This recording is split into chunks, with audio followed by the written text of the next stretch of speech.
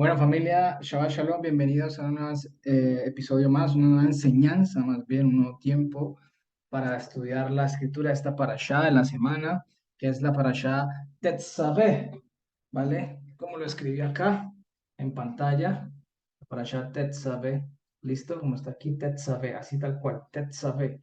Y que significa lo que es ordenarás, creo que en la Reina Valera aparece mandarás, ¿cierto? Ordenarás, capacitarás. ¿Listo? En este caso, esta palabra no hace referencia al hecho de como mandar, dar una orden, no. Es simplemente capacitar. Ahorita vamos a ver un poquito sobre esta palabra, ¿listo? Para que la tengamos claro, ¿vale? Entonces, así se llama la parasha, Tetzavet. ¿Listo? Tetzavet, perdón, Tetzavet no, Tetzavet. ¿Vale? Ordenarás, capacitarás. Y esta parasha va desde Éxodo 27:20 hasta el 30:10. ¿Listo? Que eso fue lo que les envié esta semana conforme a la porción para que puedan haberlo estudiado. Espero que lo hayan leído. Yo sé que son, estos temas que vienen de ahora en adelante son bastante densos y profundos y son temas que se habla mucho de la organización y el ordenamiento de todo lo que tiene que ver con el tabernáculo de Dios, que era el lugar donde iba a habitar en medio de su pueblo, ¿vale? Entonces, como siempre en este caso, yo les envié ahorita en el grupo, si lo leyeron, que hay 7 mandamientos dentro de esta parashá, ¿vale? Que son, uno, encender la menorá en el santuario; otro, que los cojanín, o sea, los sacerdotes, usen ropas de santidad; otro es que el pectoral no se suelte del efod, ¿listo?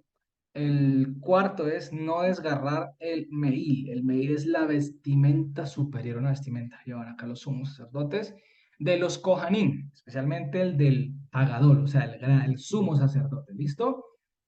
Dice, los sacerdotes debían comer la carne de los corbanot. Los corbanot ya sabemos que son esos sacrificios que acercaban al pueblo a Dios. O sea, no se podían presentar con las manos vacías, porque si te presentabas con las manos vacías, la pregunta es, ¿la presencia tuya era suficiente para poder estar delante del Señor en Shalom? No, era necesario ofrecer sacrificios, que es lo que se conoce como korbanot. ¿Listo?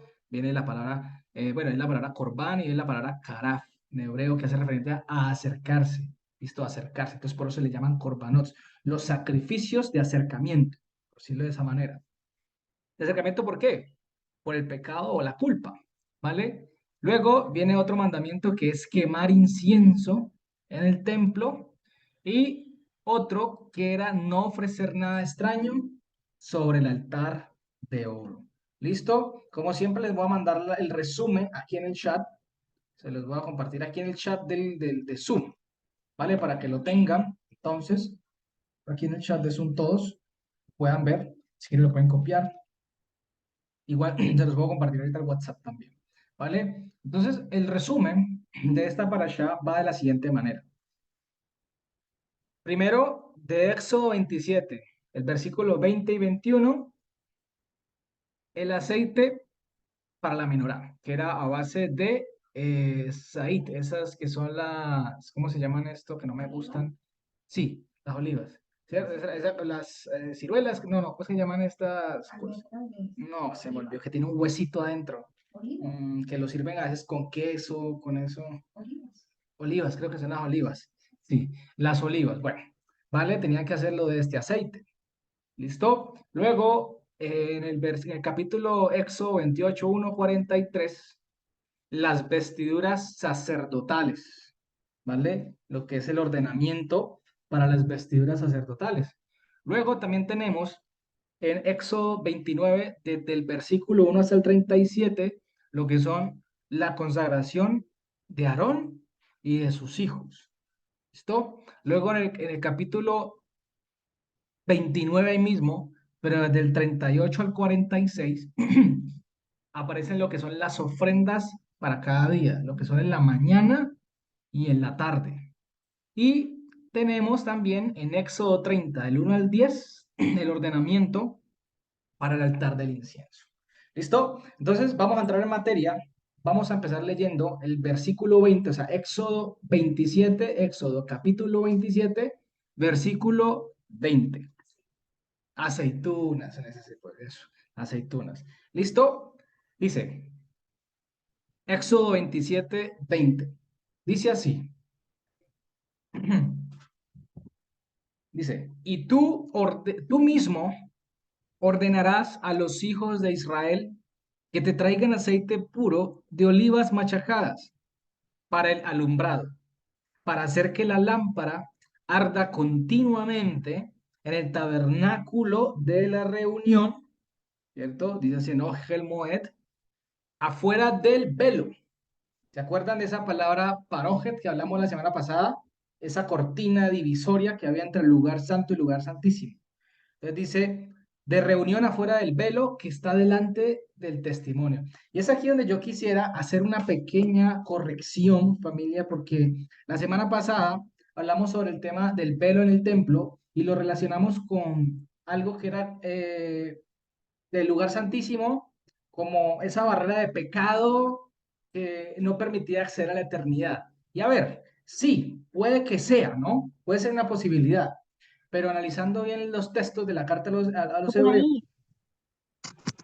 disculpen, ¿quién tiene? Ah, ok, bueno, no, micrófono abierto. En la carta a los hebreos, yo quiero que más bien nos ciñamos a lo que dice el Evangelio respecto a lo que significa ese velo, que se llama parójet, ¿se acuerdan? Esa cortina, ¿listo? Que dividía el lugar santo del lugar santísimo. Entonces, ¿dónde lo vemos? Lo vemos en Hebreos capítulo 10, versículo 19 y 20, porque muestra ese versículo claramente que se trata de o hace referencia al cuerpo de Mashiach que fue sacrificado, fue dividido en dos, es decir, fue rasgado, en decir, en sacrificio. O sea, debido a ese sacrificio, las cortinas del templo se corrieron, como les expliqué la semana pasada, ¿vale? Entonces, vamos a leer Hebreos capítulo 10, versículos 19 al 20 para que me comprendan y poder corregir aquí públicamente, pues, eh, basándonos en lo que dice el Evangelio, ¿no? Vuelvo y digo, no estoy descartando que también hace referencia porque el pecado era que no nos permitía entrar, no nos permitía el acceso al árbol de la vida, no nos permitía el acceso a la vida eterna. Pero si nos vamos a términos en cuanto a la fidelidad de la escritura, pues basémonos en lo que dice el texto del Evangelio. ¿Listo? ¿Qué dice? Dice Hebreos capítulo 10, versículo 19 al 20. Dice así. Así que hermanos, teniendo libertad para entrar en el lugar santísimo por la sangre de Yehoshua, por el camino nuevo y vivo que Él nos abrió a través del velo. Ahí está la palabra parojet, el velo. ¿Y esto es qué? De su carne, dice allí. Ah, entonces el velo, esa cortina, vamos a ver si la puedo dibujar aquí, ¿cierto? Era el Mishkan. Voy a dibujarlo aquí, sí. ¿Vale? Tan, tan. Acá estaba el arca en el lugar santísimo y aquí estaba la cortina que dividía. Y esta cortina tenía dos querubines, ¿no? Tenía dos querubines bordados, uno aquí y otro acá, que representaban lo que vimos en el Génesis, esos querubines que el Señor colocó para que el camino a la vida, el camino al árbol de la vida estuviera vigilado. ¿Listo? Y aquí estaba bueno, ya vamos a ver lo que es la menorá, todo eso, y aquí estaba la mesa de los panes del rostro, ¿vale? Entonces, esta es la cortina que se llama parojet, que hace referencia y que dividía y separaba el lugar santísimo al lugar santo que era este. ¿Listo? Entonces, esta cortina representa el cuerpo de Mashiach, que fue rasgado, fue molido por pecado nuestro para justicia y perdón de pecados, valga la redundancia, en ese sentido, y por eso el velo, dice la escritura, se corrió. Las cortinas se corrieron. Nadie las iba a correr en ese momento. ¿Quién las iba a correr? Los fariseos estaban ahí sirviendo en el templo en absoluto porque no habían entendido el sacrificio, pero el Señor se encargó de correrlas. ¿Listo? Entonces, eso es lo que quería hacer esa pequeña corrección, porque pues debemos ser fieles al Evangelio también en lo que el Evangelio nos enseña, ¿no? Como siempre les he dicho, si me equivoco en algún momento, de pronto sigo algo que no es, pues así mismo como uno tiene la capacidad y la madurez de enseñar, debe tener la capacidad y la madurez de corregir. ¿Listo? Entonces, por ese lado. Entonces, eso es lo que yo quería aclarar ya que en este caso se nos está hablando nuevamente de, del parójet, haciendo referencia a las cañas, ¿no? A la lámpara de 7 cañas, como dice la escritura. ¿Listo? Que es lo que llaman menorá. Entonces, la palabra Tetzaveh, que está aquí, que les decía a ustedes, que viene de la raíz Sabá, ¿cierto? Sabá, ¿vale? Tzavá, en este caso, T-Z-A-V-A-H, Tzavá, ¿listo? Resulta que esta palabra tiene que ver no con el acto como lo han traducido en muchos casos, que es manda, ordena, pero como dando una orden imperativa, cosas así, ¿no? Sino que, y yo lo creía así, pero pues la verdad cuando uno entra al estudio y se da cuenta de lo que significan estas palabras, esta palabra tzafa hace referencia al tema de capacitar a alguien o dar directrices para que se lleve a cabo una labor. Debe entenderse como instruir a alguien o a muchos. ¿Listo? Porque a través de esa instrucción le estás otorgando a la persona una competencia, ¿vale? Una competencia en este caso. ¿Listo? Le estás otorgando una competencia ¿para qué? ¿Y una autoridad para qué? Para que pueda desarrollar aquella actividad para lo cual lo están capacitando. Como cuando te dan la inducción en el trabajo, en un nuevo trabajo para que hagas ciertas cosas, ¿no? Es más o menos así, capacitando. Te están ordenando, como colocándote en orden. ¿Listo? Entonces, estos ordenamientos tenemos que tener en cuenta que los está dando Hashem, ¿dónde? En el monte Sinai a Moisés, porque Moisés estaba todavía en el monte. ¿Se acuerdan que el Señor le había ordenado a Moisés, sube, ¿vale? Que te daré los mandamientos de la piedra. No sé si de pronto leyeron en mis estados y se han metido lo que significa la piedra, ¿no? Porque tiene artículo esa palabra ahí definido. La piedra hace referencia a quién se le conoce como la roca en el Evangelio. A Mashiach. Es decir, que de Mashiach vino la Torah, ¿vale? Y hoy publiqué algo parecido a eso también, ¿listo? En los estados míos de WhatsApp, ¿vale? Entonces Moisés se encontraba ya recibiendo esta instrucción en el Sinai. Dice que estuvo 40 días, 40 noches, ¿no? Estuvo allá arriba recibiendo instrucción, y a la vez que estaba haciendo, copiándola. Y posiblemente es ahí donde se deduce que en ese periodo, en ese lapso que estuvo Moisés en el monte Sinai, fue donde el Señor le reveló y le mostró el Génesis, ¿vale? Lo que es el Bereshit, y asimismo lo copió. Por eso a Moisés se le conoce como el autor del Pentateuco. Por eso en el Evangelio, muchas veces cuando se refieren a Moisés, se refieren a la Torá. Y obviamente en este caso hace referencia a Hashem como la justicia, ¿no? Entonces la Torá viene de la justicia, la Torá viene que es Hashem, y obviamente Moisés fue un ícono representativo de la Torá de Dios. Por eso en el Evangelio, cuando menciona a Moisés, es igual a Torá. ¿Listo? Para que lo tengamos en cuenta. Por otro lado, en este mismo versículo que acabamos de leer, hay una expresión muy interesante que traducen como la lámpara ardiente ¿cómo continuamente, ¿cierto? Una lámpara que arde de continuo. Resulta que la expresión que aparece allí es la expresión nerd tamid, ner tamid, ¿vale? Porque ner es la luz que proviene de una lámpara que ha sido encendida con fuego. ¿Listo? No es como la luz natural en este momento así del día que tenemos, no. Hace referencia, ner, a la luz, ¿cierto? Que proviene, en este caso, del fuego y que se materializa en una lámpara a través de una sustancia, un aceite. En este caso era el de aceituna, ¿no? El de olivas, como tal.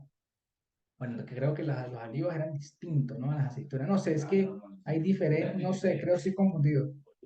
Olivos, eran de olivas. Las olivas sí son unas semillas mucho más grandes. Las aceitunas son diferentes. No, son olivos, son olivos. Olivos es muy diferente a la aceituna.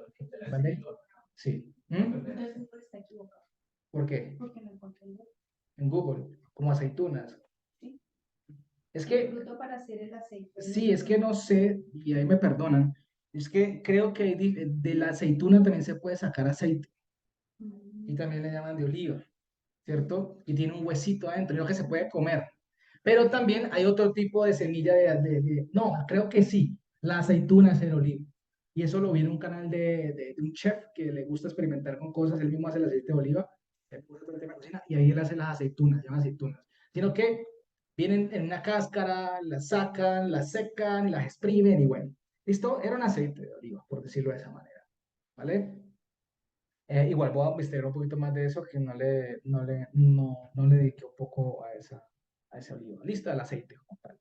Pero bueno, no importa, no pasa nada. Entonces está hablando que en este caso, Ner Tamid es la luz que proviene de una lámpara de continuamente, ¿vale? Continuamente, en este caso. O sea, Ner Tamid hace referencia a la luz que se enciende con fuego y se mantiene en una lámpara de continuo. ¿Listo? Y resulta que esta luz se tenía que encender en lo que se conoce la menorá. La menorá. ¿Listo? La menorá. La menorá, voy a borrar aquí para que me entiendan un poquito. La menorá es esta lámpara de 7 brazos, de 7 cañas, dice la escritura. ¿Vale? Una lámpara de 7 cañas, que era como esta lámpara así, la caña del centro, y las 3 cañas acá, ¿vale? Tenía unos círculos acá adentro, que eran tres, algo así. Igualmente aquí así, ¿vale? Lámpara de 7 cañas. Algo así, creo que es así. Y acá los cositos. ¿Listo? Así. Era la menorá más o menos de este tipo, ¿vale? Así era la menorá. Es un ejemplo de cómo le estoy dando la menorá, ahí gráfico, ¿vale? Y esta menorá, al parecer, estaba ubicada donde les mostré ahorita, que era en el lugar santo, de frente al arca del testimonio, ¿vale? Si lo vemos desde la perspectiva donde está el arca del testimonio, que es el lugar santísimo, hacia afuera, que es el lugar santo, entonces es el frente, ¿vale? Si quieren, hagamos una cosa. Denme un momento, por favor.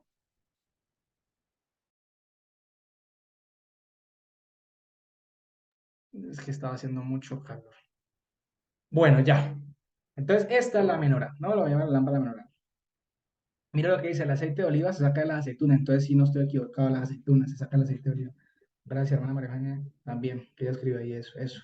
Gracias, sí. Mamá también lo leyó y sí, es verdad. Entonces sí, no hay ningún problema, ¿listo? Entonces, al parecer esta menorá, ¿cierto? Que se conoce de menorá, esta lámpara, estaba frente al testimonio y ¿se acuerdan que había en el arca del testimonio? ¿Qué habían? Las tablas de piedra, el rollo de la Torá y la vara de Aarón y el maná. Obviamente en ese momento no estaban porque apenas Dios le estaba dando la instrucción a Moisés, ¿vale? Se la estaba entregando apenas, pero esa es la ubicación que después entendemos mucho más adelante cuando ya empiezan a construir como tal este tabernáculo. Entonces, en pocas palabras, esta menorá, como lo acabo de decir, estaba antecediendo al lugar santísimo, estaba antes del lugar santísimo, ¿vale? ¿Y qué pasaba? Que solo la luz, esta luz de la mitad, ¿cierto? La caña del medio, es la que tenía que estar encendida de continuo, no se podía apagar. No, bueno, no era toda, era de continuo y todos los días que se prendía, en este caso, tenían que prender los demás brazos tomando fuego de la caña del medio. Así lo tenían que prender, ¿cierto? Entonces, esta es la que permanecía todo el tiempo prendida.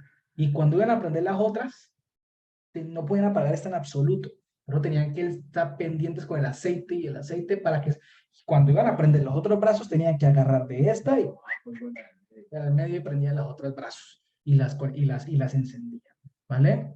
Porque la luz del medio tenía que ser continua, por eso se llama nertamit, la luz de continuo, por traducirlo de esa manera.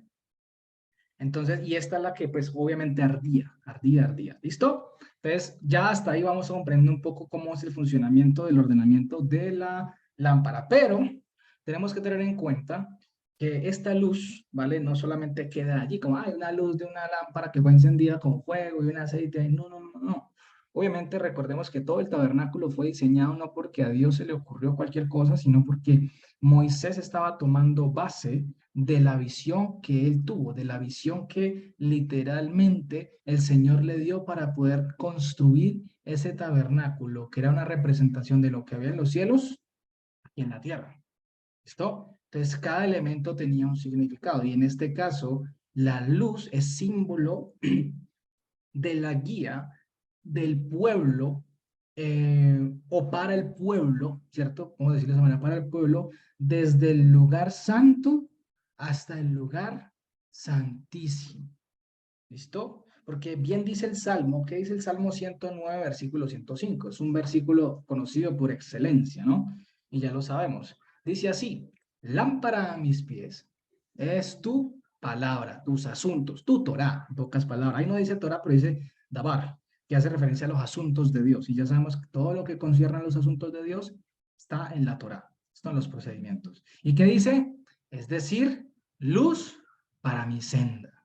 ¿Vale? Entonces, esta lámpara, la menorá, pocas palabras, era aquella que tipificaba la luz que guiaba en medio del pueblo que estaba en tinieblas por el pecado.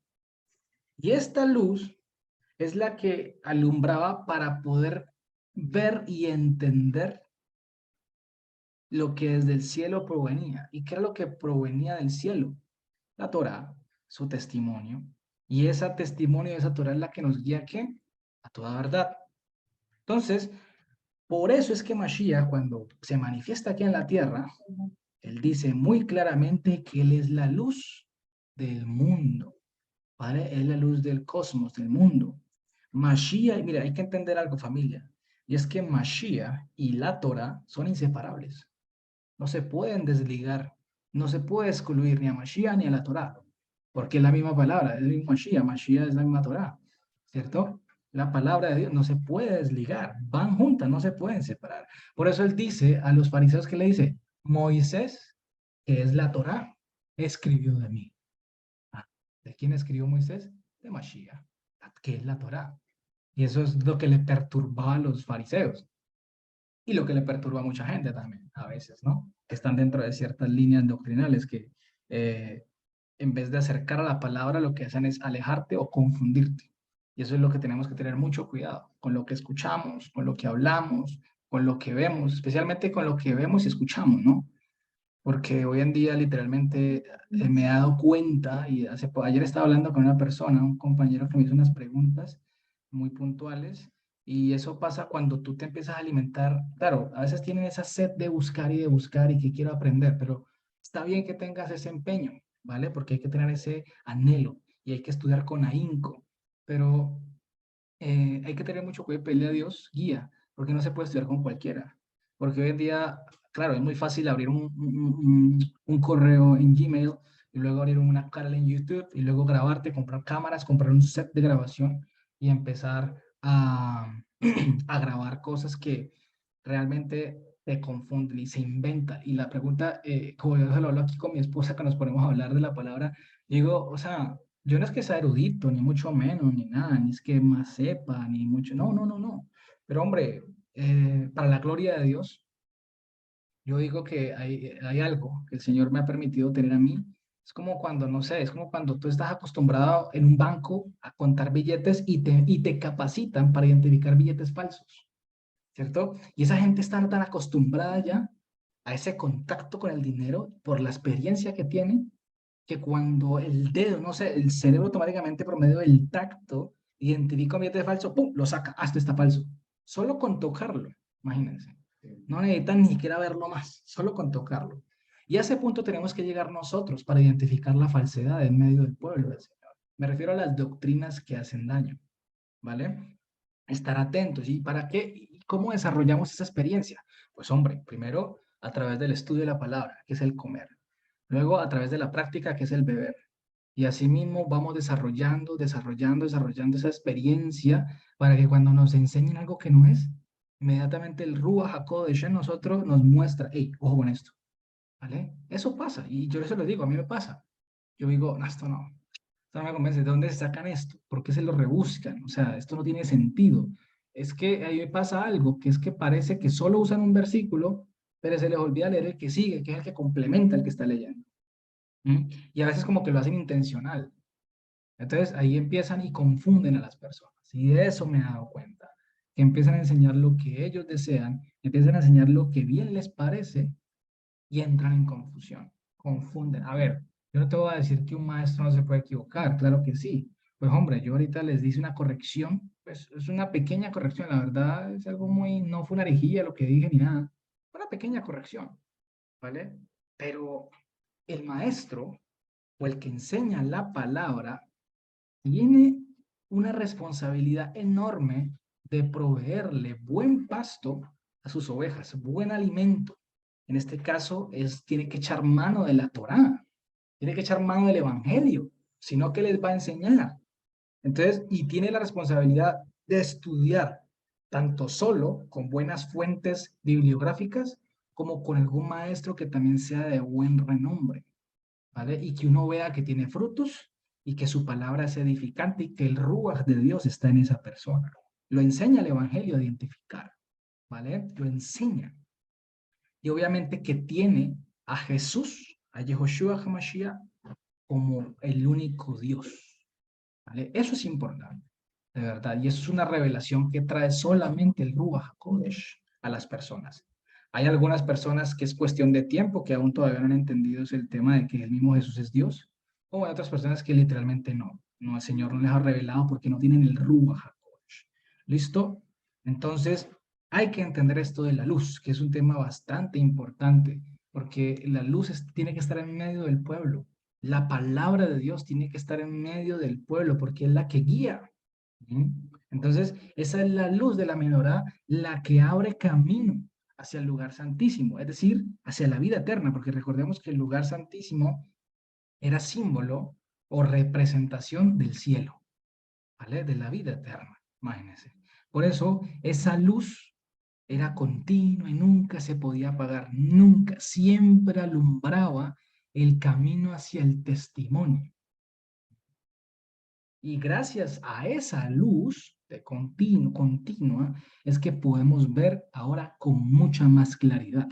No andamos en tinieblas, por eso dice que lámpara a mis pies es tu palabra, claro, y lumbrera, luz para mi camino, para mi senda. ¿Mm? Entonces, por eso de esa misma palabra, ner, desciende menorá. Literalmente la menorá, la palabra menorá, sale de ner, ¿listo? De la palabra ner, ¿vale? Alumbrar. Por eso, si leemos el versículo 21 ahí mismo del capítulo Éxodo 27, ¿qué dice? Dice en el Ojer Moed, en el tabernáculo de la reunión desde afuera del parójer, del velo, ¿cierto? Dice así, sobre el testimonio las organizarás y Aarón y sus hijos para que ardan, o sea, las lámparas ardan, ¿desde qué? Desde la mañana hasta la tarde, o de la tarde hasta la mañana, tenía que estar prendida en la noche. Entrando a la noche era encendida, toda la noche. Y en el día solo quedaba encendida la de la mitad, ¿vale? En el día. Curioso, ¿no? Todos esos elementos representativos. Claro. Entonces dice, y dice, desde la tarde a la mañana, a Aarón y los hijos mantendrán en presencia de ¿qué? De Hashem. Y será Jucat Olam. Dice así, ahí lo traducen como estatuto perpetuo de parte de los hijos de Israel por sus generaciones. ¿Se acuerdan que nosotros ya vimos lo que hace 2 semanas vimos lo que es los Jukid, todo lo que son Mishbot, los Jukot, bueno, los Pikudim, todo eso? Aquí habla del Jucat Olam. Jucat, Jucat Olam, ¿vale? Jucat Olam, que traducen como estatuto perpetuo. Pero resulta que Jucat Olam hace referencia a lo que es un estándar de la Torá que permanece en el Olam. ¿Por qué? Porque Olam viene de Alam. Y Alam significa lo que está oculto. pero no oculto como ocultismo ni nada de esas cosas, no, sino lo que está escondido. Entonces, es decir, pero escondido ¿de dónde? De arriba, lo que aún no ha sido manifestado, pero se ha entregado. ¿Cómo así? Es decir, que un Hukat Olam es un estándar o un mandamiento de arriba que no se ha conocido como, bueno, más bien no, a ver, no es que no se haya conocido así porque fue entregado, sino más bien un mandamiento que viene de lo que está oculto de nosotros, de arriba del cielo, ¿vale? Y que es un estándar de tiempo no conocido además, porque también Olam hace referencia a lo no conocido, a lo oculto, no conocido, conocido. No, no el no conocido, sino, bueno, pues igual, viene del no conocido, del que viene de arriba, el que aún no se ha dejado ver, el que nadie ha visto y el que nadie verá sin santidad, ¿vale? Que es Abba en toda su esplendor, en todo su esplendor. Entonces, un Jucat Olam, en pocas palabras, es una ley, un mandamiento infaltable, incambiable, que no varía y que pertenece a un tiempo escondido que solo Dios conoce. Entonces, el Jucaola dice que eso es un mandamiento de tiempo escondido, el no pagar la menorá, ¿vale? De tiempo escondido. Claro, ¿hasta cuándo? Hasta que vino Mashiach, pero como Mashiach se presentó como la luz del mundo, él es esa luz que sigue encendida y sigue guiando a su pueblo en medio de las tinieblas que es el mundo. ¿Listo? Entonces, por ende, la luz, que es la Torah, la palabra de Dios, no se puede quitar en medio del pueblo. Imagínate quitar la luz. Imagínate que vaya la luz del sol en este momento. Quedamos todos en tinieblas, ¿sí o qué? Quedamos todos en tinieblas. No tiene sentido, o sea, no sería, y eso es importante entender este mensaje, no quitar la luz, y creo que ese va a ser el título de la enseñanza, no quitar la luz en medio del pueblo.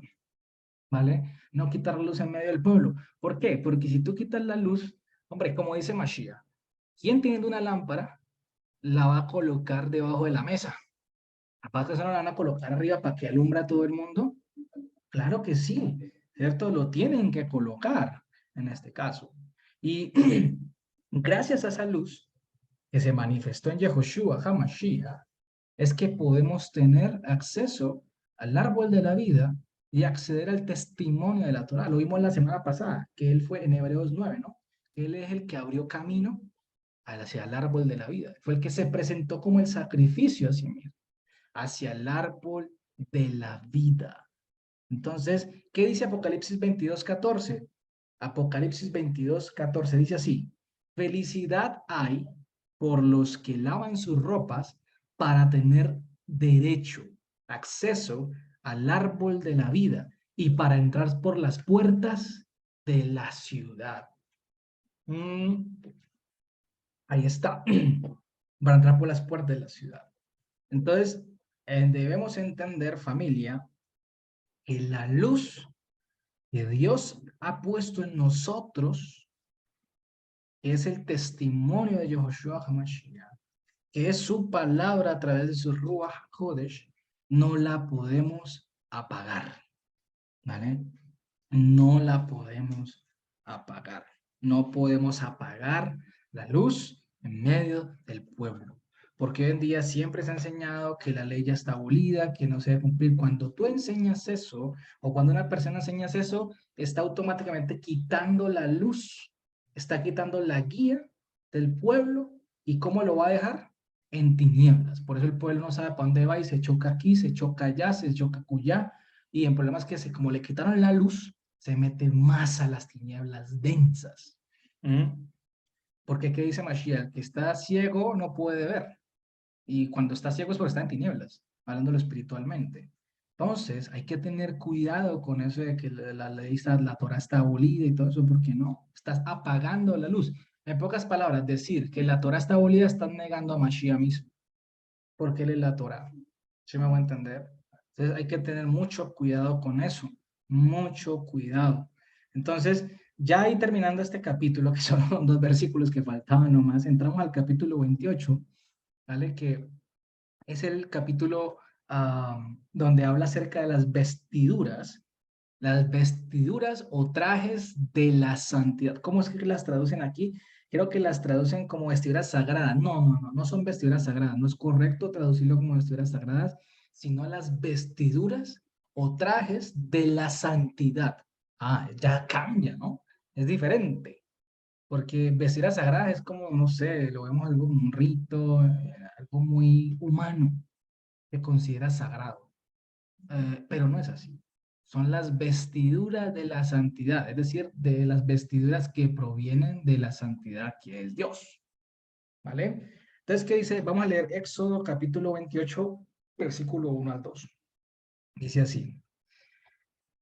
Éxodo capítulo 28, versículo 1 al 2. Dice, de entre los hijos de Israel harás que se presente delante de ti a Aarón tu hermano y sus hijos con él, para que Aarón y Nadab, Abiú, Eleazar e Itamar, hijos de Aarón, sean mis Kohanim. ¿Mis qué? Mis sacerdotes, ¿no? Que ya hemos hablado de lo que es la palabra Kohanim, ¿no? Los administradores de la gracia de Dios, ¿no? Dice, y harás vestiduras de santidad para tu hermano Aarón. ¿Para qué? Para honra y esplendor, dice así. Entonces, las vestimentas de la santidad eran una clara muestra del orden, la pureza y la limpieza con la cual Aarón y sus hijos debían entrar al tabernáculo.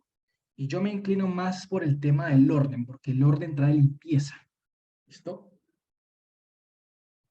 Resulta que toda la elaboración de estas prendas, ¿sí?, fueron guiadas por Hashem. Por eso se le llaman vestiduras o trajes de la santidad, porque vienen de Hashem. No fue un producto de la imaginación de Moisés o Aarón. ¿Listo?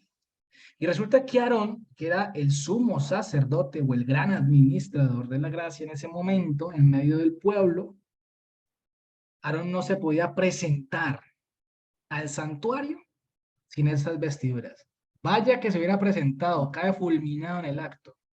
No podía, o sea, entrar como con las vestiduras, como con este cuerpo todo manchado, este cuerpo pecaminoso, ¿cierto?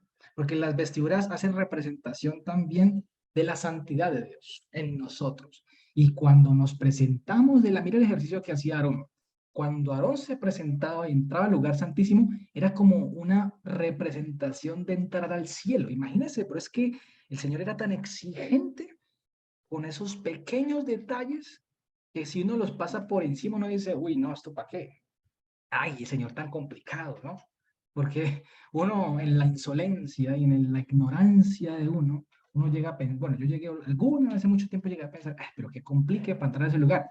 Claro, por ignorante, porque no entendía nada referente al lugar, al tabernáculo, ¿no? La ignorancia, por eso a veces no es mejor callar si no sabe. Pero ahora me doy cuenta y analizo que ese ejercicio que hacía una vez al año el sacerdote Aarón de entrar al lugar santísimo era como si estuviera entrando a la eternidad. Ojo, era como si, no estoy diciendo que Aarón entraba de la eternidad, no, para que pronto no se malinterprete como que Aarón iba al cielo y volvía, no, no, no. Y a todos los clavos, porque no va del que escuche después esta enseñanza por allá y diga, uy, este man dijo que Aarón entra, no, no, no. No estoy diciendo que Aarón iba al cielo y nada, es una representación. ¿Y qué dice la palabra? Sangre y carne no pueden entrar al reino de los cielos. Sin santidad nadie puede ver a Dios. Entonces, esas vestiduras de la santidad eran una representación literalmente de un cuerpo incorruptible en ese momento para poder acceder. Mira que ellos tenían que lavar su carne, tenían que hacer una serie de pasos de purificación, una serie de pasos para la purificación. Y de ahí viene lo que se conoce como la tevilá, bueno, la etvilá o la tevilá que traducen como bautismo, no. La tevilá era uno de los procesos, uno de los pasos para poder, uno de los pasos del rito de la purificación, veámoslo así, ¿listo? De limpieza, ¿vale? Pero no era la purificación, ¿vale? Era uno de los pasos, ¿listo? Para que lo tengamos allí presente, ¿vale? Que alguien ha abierto el micrófono, pero bueno, no pasa nada.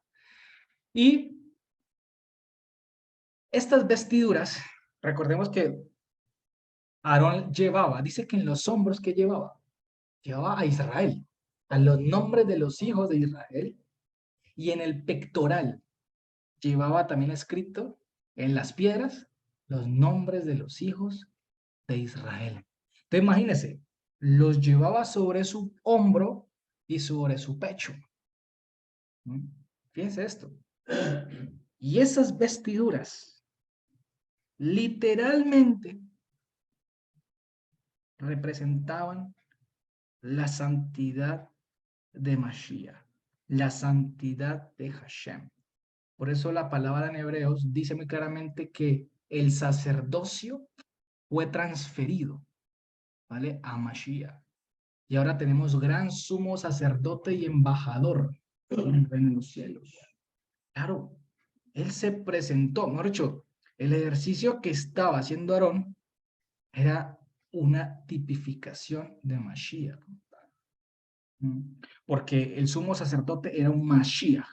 Yo les expliqué eso alguna vez. Era una figura de Mashiach como tal, sobre el cual había reposado el Ruach HaKodesh para cierta labor como esa. Y como dice la escritura en Hebreos 12, sin santidad nadie podrá ver a Dios. Nadie podrá ver a Dios sin santidad. Entonces, ¿qué nos dice el Evangelio acerca de las vestiduras? ¿Qué dice Colosenses? Vamos a Colosenses capítulo 3, porque familia, mire, es importante, se los digo. Todos estos elementos que estamos viendo representativos y que el Señor nos está permitiendo ver en el estudio de la Torah, no son elementos, vuelvo y repito, así me el bacanzón. Como dice Pablo, sopórtenme un poquito más. O sea, no son para tomárselos a la ligera. Y el Evangelio es el que nos da revelación de lo que significan estos elementos. Ojo, todavía, como lo hablamos la semana pasada, no tenemos un entendimiento o revelación de cada elemento de estos aún. Pero dentro de lo poco que se nos ha permitido entender, nos ha mostrado que hace referencia y apunta primeramente a Mashiach, a la vida eterna y a la santidad. ¿Listo? Eso es importante entenderlo, porque mire lo que dice así.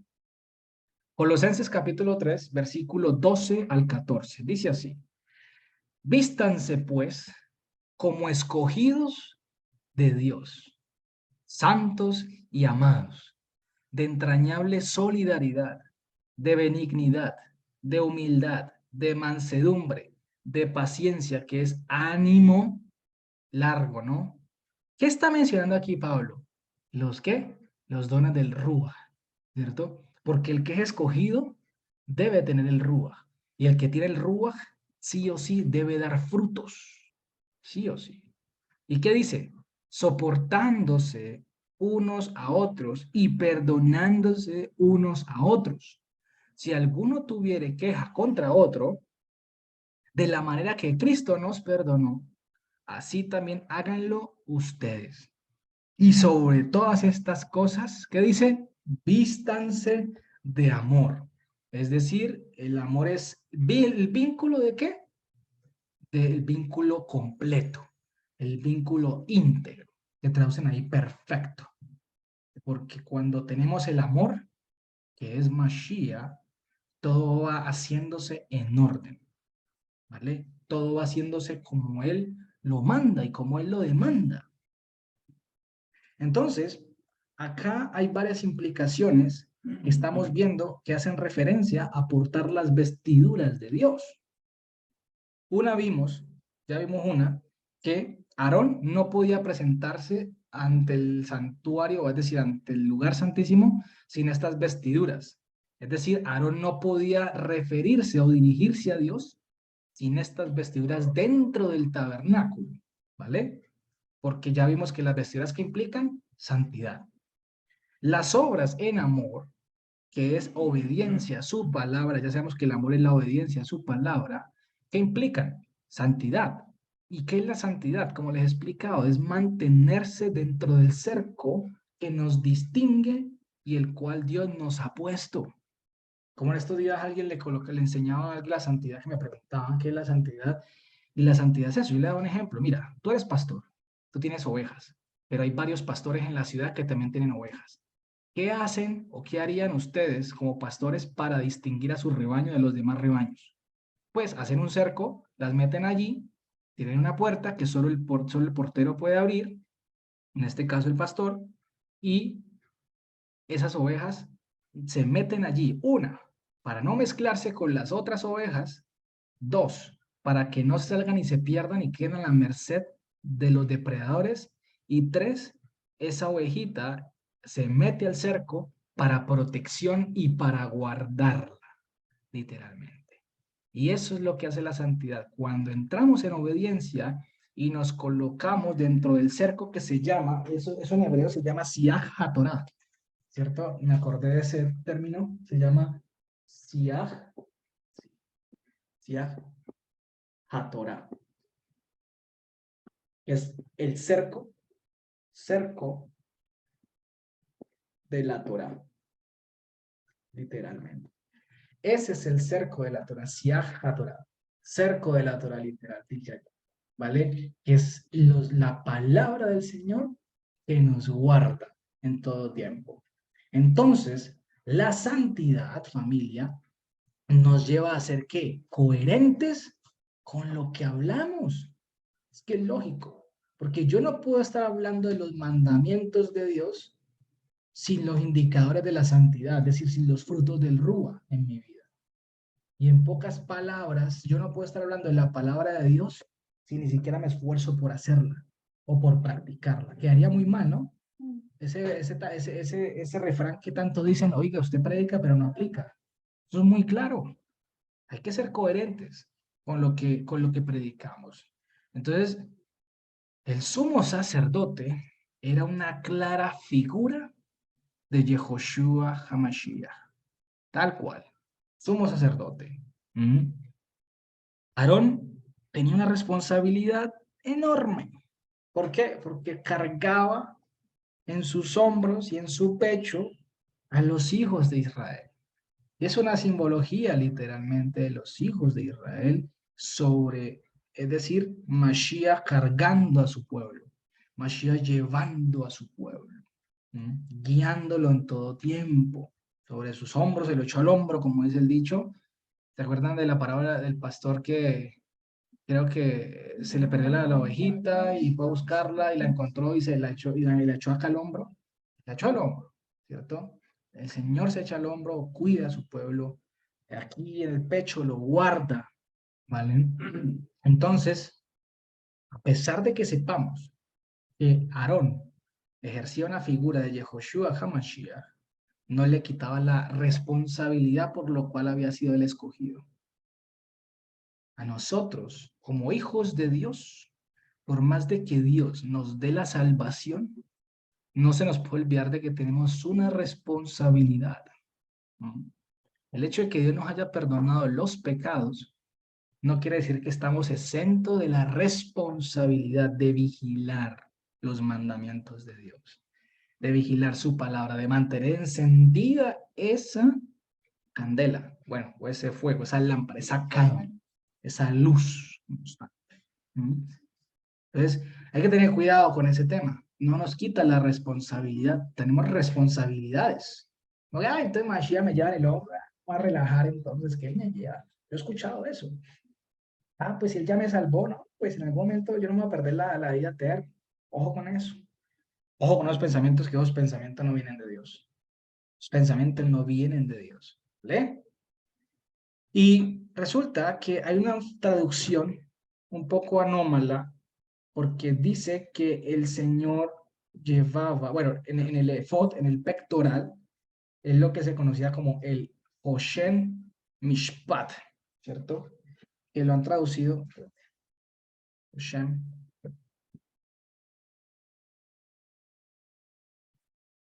que lo traducen como el pectoral del juicio, ¿cierto? Así está. Hoshen Mishpat. Entonces, si Hoshen es pectoral, ¿ustedes se acuerdan qué es el Mishpat? Eso lo vimos. ¿Ah? Mandamiento. El debido proceso. El debido proceso, el procedimiento, ¿vale? Lo han traducido esto como el pectoral del juicio, pero no debe ser así, sino que se debe conocer como el pectoral del procedimiento de Dios. De Dios. ¿Listo? El pectoral del procedimiento de Dios. ¿Vale? Porque para juzgar en medio del pueblo, acuérdense que los procedimientos eran para juzgar al pueblo, es decir, para decirle al pueblo, con base a sus problemas, con base a las situaciones y casos en particulares y en específico, cómo debían proceder. ¿Para qué? Para que no se desordenaran, sino que mantuvieran un orden. ¿Listo? Entonces, el sumo sacerdote, recuérdese que era el encargado de suministrar la palabra al pueblo. Los sacerdotes eran encargados de suministrar la palabra al pueblo. Entonces, ¿cómo lo hacía? ¿Cómo juzgaban? ¿Se acuerdan cómo juzgaban los sacerdotes, sí, sacerdotes? ¿Cómo juzgaban los Elohim, que eran los jueces, las autoridades del pueblo, los jefes? Con la palabra de Dios, con base a la Torá. Todo esto entra dentro del marco de la santidad, para que lo tengamos en cuenta, que a veces se nos olvida y pensamos que la santidad es simplemente irradiar una aura o levantarse y caminar 3 metros sobre el suelo. No, nada de eso es la santidad. La santidad es mantenerse dentro del cerco de la Torá. De la Torá. Entonces, esto nos enseña, familia, que ser portadores de las vestiduras de Dios es hablar verdad a su prójimo en todo tiempo. Dice la palabra que cada uno hablará verdad a su prójimo. Ninguna palabra corrupta puede salir de nuestra boca. Ninguna palabra que vaya en contra y atente contra el orden de la Torá. Toda esa túnica de la santidad era bordada, trenzada, intricada entre tejidos de un color y otro color, un material y otro material. ¿Para qué? Para que aprendiéramos de que los mandamientos de Dios están interconectados. Los mandamientos de Dios están completos y son íntegros.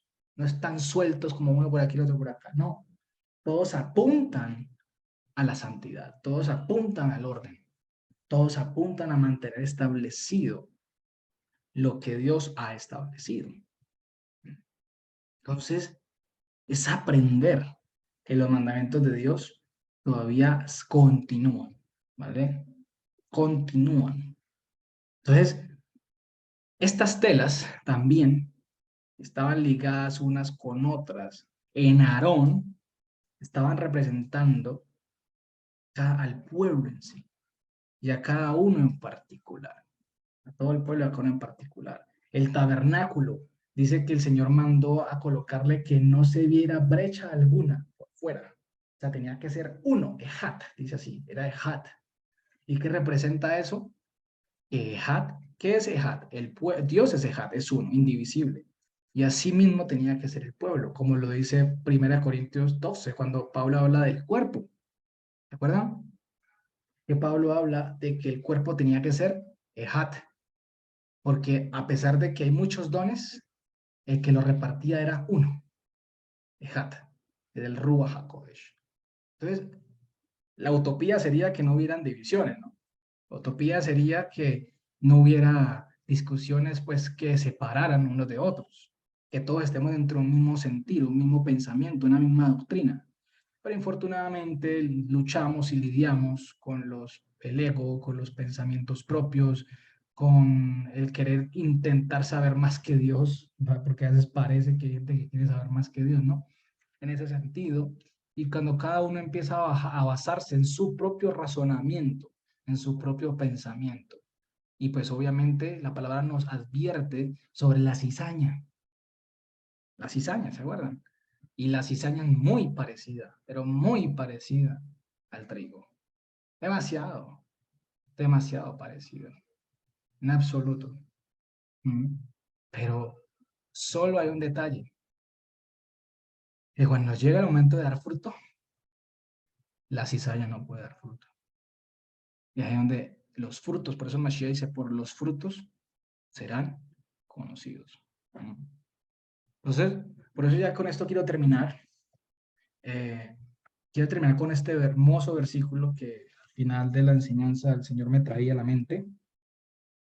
Y este versículo nos habla sobre la identidad que Dios nos ha dado como pueblo en Él. Porque a veces se nos olvida mucho la identidad, quiénes somos y para quién somos, ¿no? Y andamos en el mundo como si no tuviéramos ningún Señor. En este caso, nuestro Dios, Hashem, nuestro Adonai. Pero ¿qué dice la palabra? Ustedes no son vuestros. O sea, ya ustedes no son de ustedes mismos. Ya no nos mandamos solos. Y así nos cueste. Así tengamos luchas en la carne, que son las concupiscencias. Así tengamos dificultades, ¿vale? Recordemos que no somos vuestros y que tenemos que hacer menguar la carne en todo tiempo. Tenemos que ser coherentes. Tenemos que andar dentro de la santidad, dentro del marco del Señor que nos ha puesto, ¿no?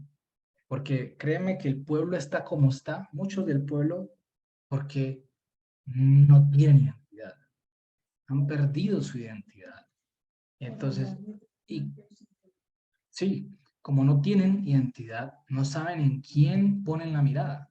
Y por eso terminan colocando en el uno, en el otro, que el rabino tal, que el rabí tal, que yo no sé qué, que no sé cuánto, que este de aquí, que este de acá, que el pastor tal, que el apóstol, que no. Una cantidad de cosas que a la ligera, en vez de acercarte, porque la palabra nos enseña que no debemos colocar la mirada en los hombres. ¿Qué dice? Puesto los ojos en el autor y consumador de quién? De la fidelidad en nosotros, es decir, del que ha puesto la fidelidad, de quien es la fidelidad. En este caso es quien Mashiach, no hay otro. Él es el único. ¿Listo? Pero se nos olvida esto. Tenemos que analizar, tenemos que instruirnos, es decir, Dios nos ha puesto estas vestiduras, ¿cierto? Hablando en este momento de forma espiritual, simbólica, ¿vale? A través de las obras, a través de su Ruach HaKodesh, para dar frutos, para ser coherentes con la santidad que es Dios, para poder ser llamados literalmente dignos hijos de Dios. Pero se nos olvida. Se nos olvida. ¿Y quién fue el que le hizo olvidar los mandamientos a Eva? Satanás. El mundo. Dice Eva, es que la serpiente me hizo olvidar. Y lo dice Pablo a Timoteo, creo que es la primera carta a Timoteo, fue la serpiente. Vamos a buscar ese versículo un momentico que me viene a la mente. La serpiente, pero está en Timoteo, creo que es Timoteo, Timoteo. Timoteo 2:4. Creo que es Timoteo 2:4, sí señor. Timoteo, espérate. Primera Timoteo 2:14, perdón. A Timoteo 2:14. Dice así. Porque, bueno, dice así, porque Adán fue ordenado primero y después Eva. Y Adán no fue engañado, mira que ahí lo dice. No fue engañado, Adán. Adán le entregó a su esposa, porque es que hay muchas doctrinas que me he encontrado también, y lo dicen rabinos y toda esa cuestión, o por como hoy en día hay un movimiento tan fuerte en cuanto al tema de la mujer, y no lo hablo por mal, por favor, no me lo interpreten a mal, lo digo que como hay una ola de feminismo y toda esta cuestión, pues ya quieren darle mucha prioridad a la mujer hasta el punto de llegar a cambiar el orden de la escritura. Y no estoy diciendo que a la mujer no se le dé prioridad, porque la palabra habla de que hay que tratarla como vaso más frágil, hay que respetarla, hay que amarla como Cristo amó a la iglesia. Eso implica muchas cosas. Pero ojo, eso no puede cambiar el orden de las cosas que Dios estableció. Así de simple. Entonces dice, ¿qué dice? Adán no fue engañado, sino que la mujer, siendo engañada, incurrió en transgresión. ¿Vale? Incurrió en transgresión. Fue engañada. Se le hizo olvidar, porque ella dice, la serpiente me hizo olvidar. Ojo, que el mundo, Satanás, está buscando, está como león rugiente esperando, literalmente. ¿Quién le da el lado para llevárselo así, de una, pegarle el zarpazo? Y si te puede matar, lo hace, pero si no nos morimos es porque el Señor no permite eso, ¿vale? Pero hay que tener cuidado, cuidado, que no se nos olviden quiénes somos y de quién somos. ¿Listo? ¿Qué dice Primera de Pedro, capítulo 2, versículos 9 y 10? Primera de Pedro, capítulo 2, versículos 9 y 10.